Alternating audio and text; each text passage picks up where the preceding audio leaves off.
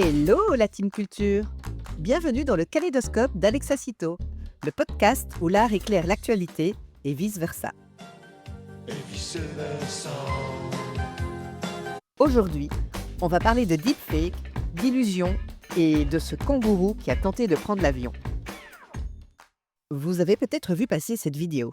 Un kangourou, calme, billet d'avion en main, se fait refuser l'embarquement. Sa propriétaire et l'hôtesse de l'air échangent dans un charabia incompréhensible. La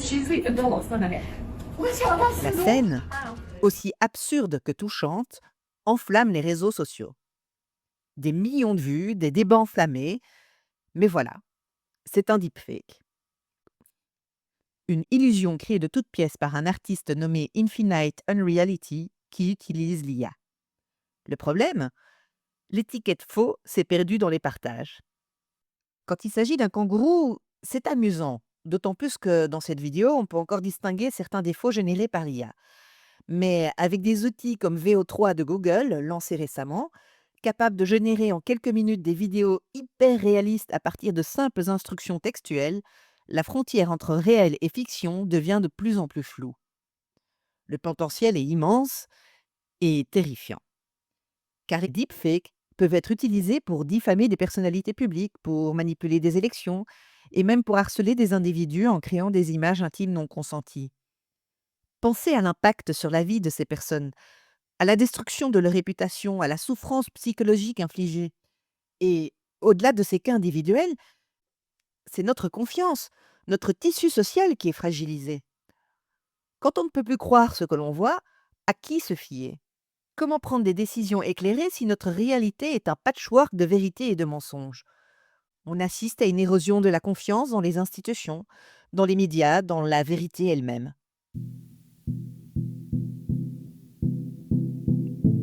Alors, qui tire les ficelles? Eh bien, les motivations sont diverses. Parfois, c'est pour le simple plaisir de tester les limites de la technologie. Souvent, pour des raisons économiques, pour générer du trafic sur les réseaux sociaux et monétiser l'attention. Et de plus en plus, c'est pour des motifs politiques, pour déstabiliser des démocraties, pour influencer l'opinion publique, pour semer la discorde. Les enjeux sont énormes, et l'argent, le pouvoir sont souvent au cœur du problème. Alors, rien de tout ça n'est réel? Qu'est-ce que le réel? Quelle est ta définition du réel? Si tu veux parler de ce que tu peux toucher, de ce que tu peux goûter, de ce que tu peux voir et sentir, alors le réel n'est seulement qu'un signal électrique interprété par ton cerveau. Bienvenue dans la matrice donc, ou plutôt dans votre fil d'actualité. Platon, ce vieux philosophe grec de 2400 ans, aurait probablement trouvé cette discussion fascinante. Disciple de Socrate, maître d'Aristote, fondateur de l'Académie, il a influencé la pensée occidentale à travers les âges.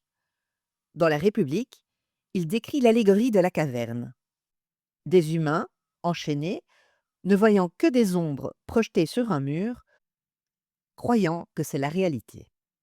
L'un d'eux est libéré, découvre le monde réel et, en revenant, est pris pour fou. Il tente d'expliquer ce qu'il a vu, mais les autres refusent de le croire. Aujourd'hui, nous sommes ces prisonniers. Nos cavernes, ce sont les réseaux sociaux. Les ombres, les contenus viraux, nos fils d'actualité, nos kangourous en attente d'embarquement. Tout cela piloté par les marionnettistes invisibles, c'est-à-dire les algorithmes et les IA génératives. Et quand quelqu'un tente de nous montrer la lumière, un fact-checker, un lanceur d'alerte, nous préférons souvent le confort de nos croyances, car nous sommes victimes du biais de confirmation. On cherche ce qui valide nos idées, pas ce qui les contredit. Platon n'avait pas prévu TikTok, mais il avait compris notre appétit pour les illusions bien construites. La caverne symbolise notre tendance à préférer les apparences aux vérités complexes. Aujourd'hui, une image n'a plus besoin d'être vraie pour être vécue comme réelle. Alors, comment échapper à l'ombre de la caverne? Comment discerner le vrai du faux dans ce flot d'informations? Voici quelques pistes. D'abord, vérifiez les sources. Ne croyez pas tout ce que vous lisez en ligne.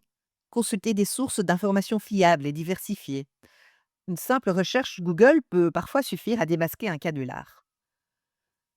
Ensuite, Utilisez des outils de vérification comme Reverse Image Search ou des plateformes de fact-checking. Et puis, questionnez tout. D'où vient cette info? Qui en bénéficie? Y a-t-il des preuves qui la confirment? Enfin, prenez du recul. Si ça semble trop beau, trop choquant, trop parfait, méfiez-vous. Éduquez-vous, parce que comprendre comment fonctionnent les deepfakes, c'est déjà les démasquer.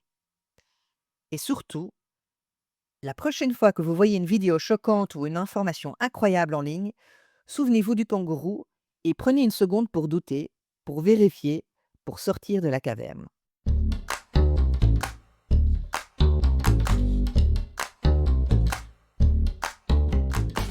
C'était le Kaléidoscope d'Alexa Cito.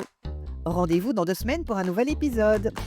D'ici là, abonnez-vous pour ne rien manquer et souvenez-vous, tout ce qui brille sur les réseaux n'est pas or. Parfois, c'est juste un kangourou en image de synthèse.